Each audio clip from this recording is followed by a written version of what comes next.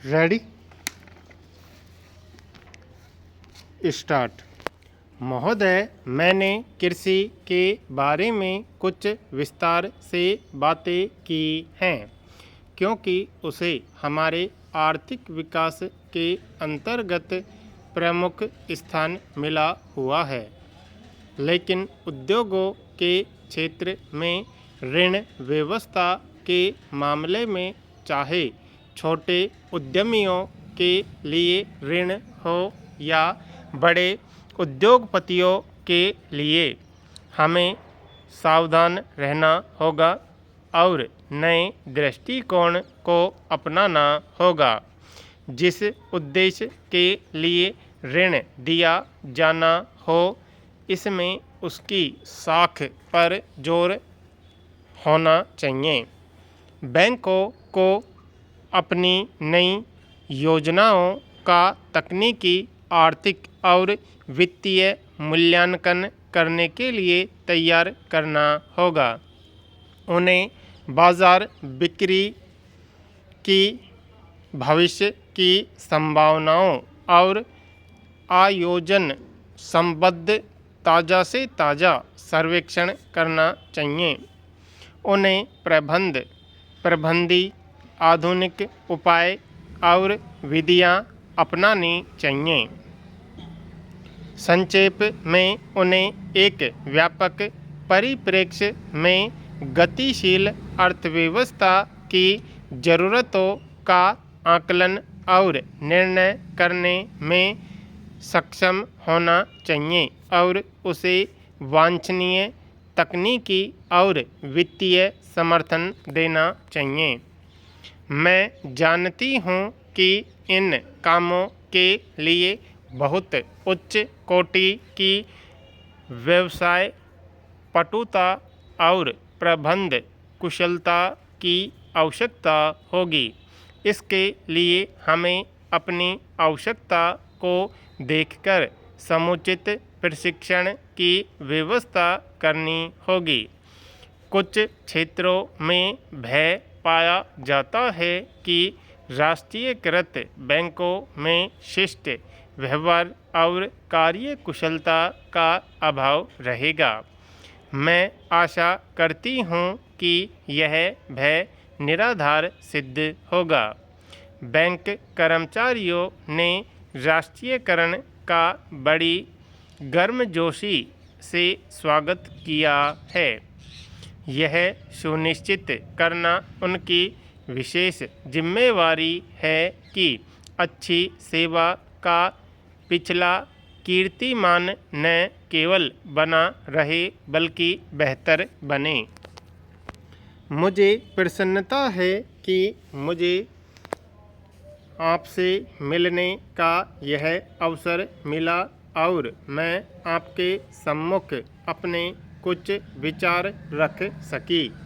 आने वाले वर्षों में आपका योगदान बड़े महत्व का होगा क्योंकि आप हमारे आर्थिक विकास के स्वरूप और गति को बड़ी सरलता से प्रभावित करेंगे।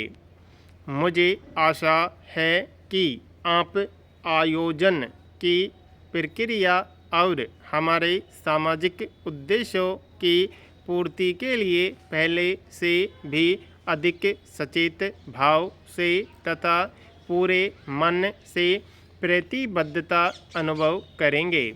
हम सब राष्ट्रीय जीवन में बैंकों के महत्व से परिचित हैं और निसंदेह निजी क्षेत्र के बैंकों का वर्चस्व बना रहेगा और देश को उनसे मूल्यवान सेवाओं की आशा है।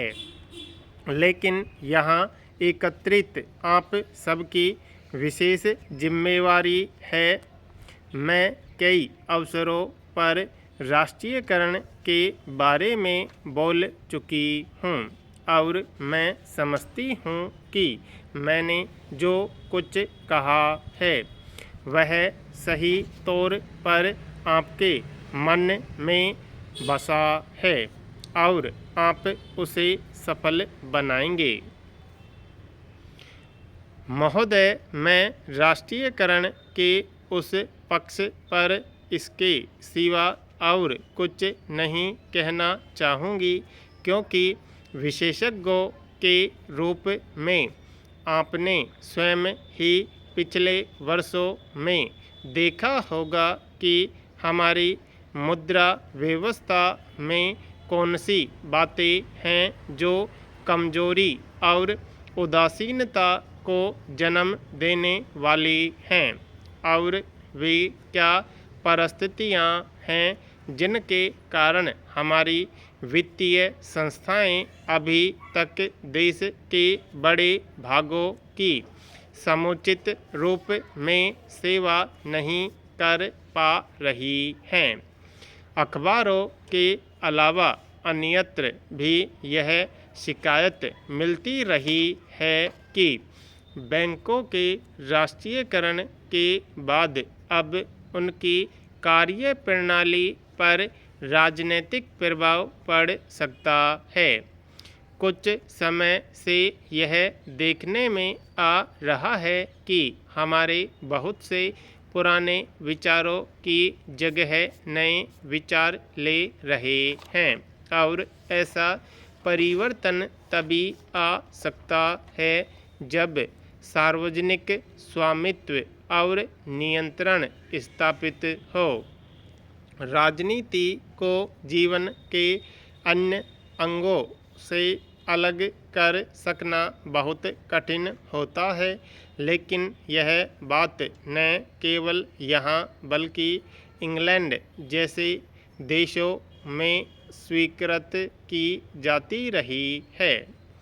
एक अंग्रेजी पत्र के कथन का मैंने संसद में भी उदाहरण दिया है कि जो कोई भी चाहता है कि परिस्थिति बनी रहे, वह गैर राजनीतिक व्यक्ति माना जाता है।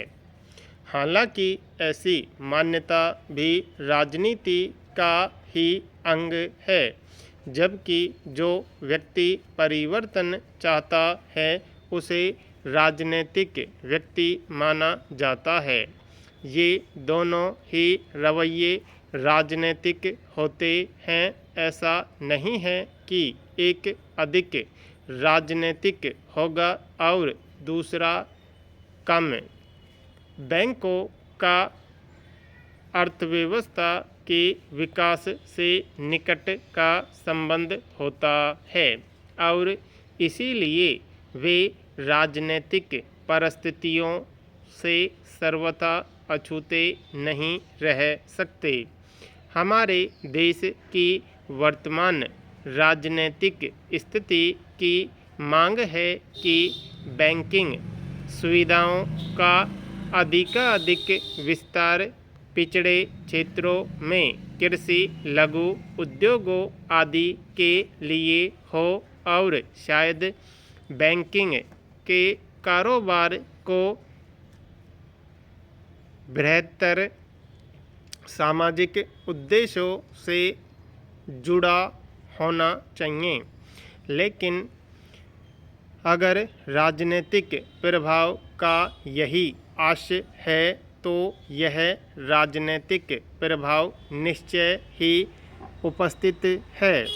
अगर आलोचकों का उससे यह अभिप्राय है कि अपने प्रतिदिन के कामों में बैंकों का काम देखने वालों पर ऐसी बाहरी बातों का प्रभाव पड़ सकता है जिनका सार्वजनिक हित से या आर्थिक विकास से कोई रिश्ता न हो, तो मुझे आपको यह आश्वासन देते हुए कोई हिचक नहीं है कि जब तक इन कामों का भार मुझ पर है, तब तक आपके काम में ऐसी बातों को आड़े नहीं आने दिया जाएगा।